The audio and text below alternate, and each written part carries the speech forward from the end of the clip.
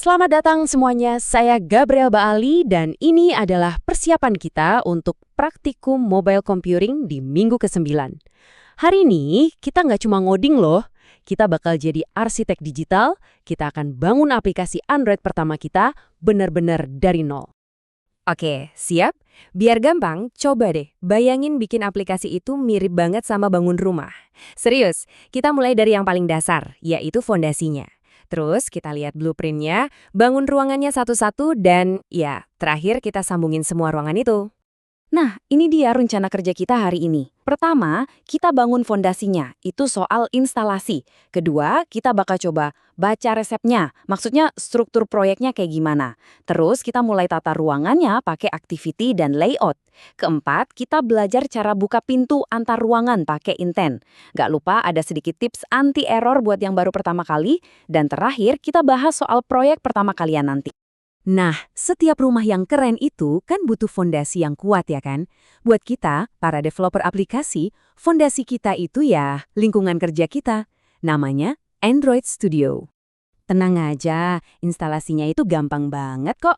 Tinggal ikutin aja 4 langkah ini. Nanti ada semacam wizard atau asisten instalasi yang bakal ngerjain hampir semuanya buat kita. Cuma klik next, next, gitu aja. Oh ya, yang penting pastiin koneksi internetnya stabil ya, terutama pas awal-awal.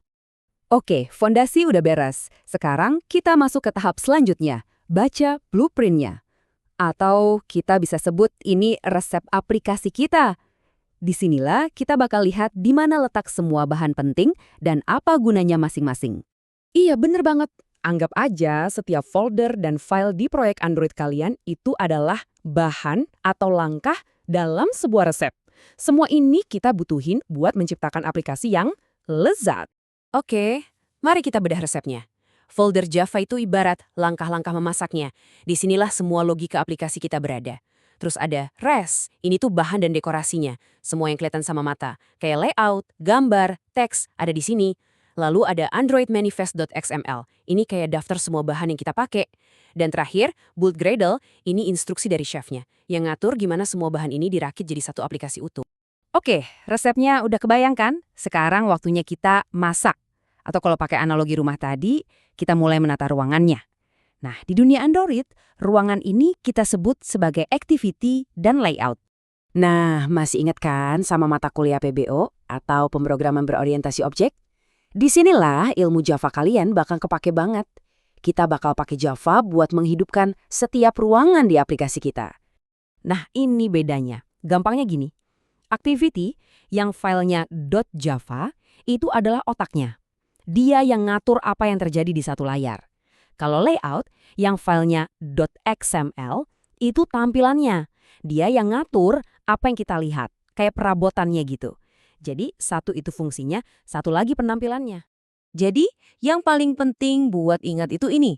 Satu activity itu untuk satu layar. Dan satu layout itu desain visual untuk layar itu. Simpelnya, mereka ini satu paket, gak bisa dipisahin. Oke, rumah kita udah punya ruangan. Tapi, apa gunanya punya banyak ruangan kalau nggak ada pintunya kan?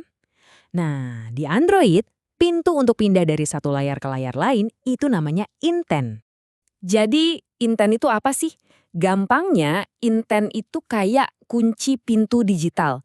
Kita ngasih perintah ke sistem Android, tolong dong bukain pintu ke ruangan sebelah, atau tolong bukain activity yang ini. Nah, intent ini yang bakal ngerjain itu buat kita.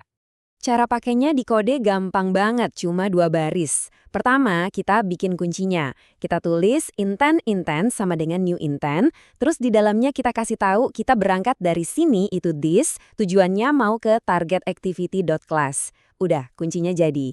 Langkah kedua, masukin kuncinya ke lubang, yaitu dengan manggil start activity intent. Beres, otomatis pintunya kebuka dan kita pindah ke layar tujuan. Oke, sebelum rumahnya kita resmikan alias aplikasinya kita jalankan, kita perlu inspeksi terakhir dulu. Ini penting banget karena ada beberapa jebakan atau error yang sering banget dialami sama pemula. Nah, ini dia beberapa yang paling sering kejadian. Gradle sync error, biasanya karena internetnya lagi nggak stabil pas pertama kali buka project. XML error, ini sering banget cuma karena lupa nutup tag. Terus ada R is read. Artinya file R-nya agak ketemu, solusinya coba clean project. Nah yang paling klasik ini nih, app crash. Seringnya ini terjadi karena kita lupa daftarin activity baru kita di androidmanifest.xml. Jadi setiap bikin ruangan baru, jangan lupa lapor ke resepsionisnya ya. Oke, semua teori dasarnya udah kita pegang. Sekarang, kita sambungkan semua ini ke tujuan utama kita, yaitu proyek praktikum di minggu ke-9 nanti. Sesuai RPS kita, tujuannya simpel kok. Kalian diharapkan bisa mengembangkan aplikasi Android sederhana yang fitur-fiturnya bisa jalan tanpa error. Itu aja. Ini adalah target kita. Dan semua yang kita bahas barusan itu adalah bekal utama kalian buat nyampe ke sana. Ingat ya, tujuannya adalah membuat satu aplikasi yang berfungsi.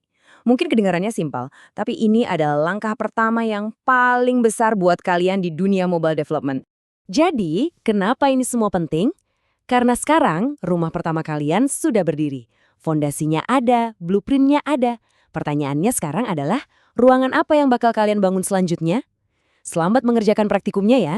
Saya tunggu hasil karya rumah digital dari kalian semua.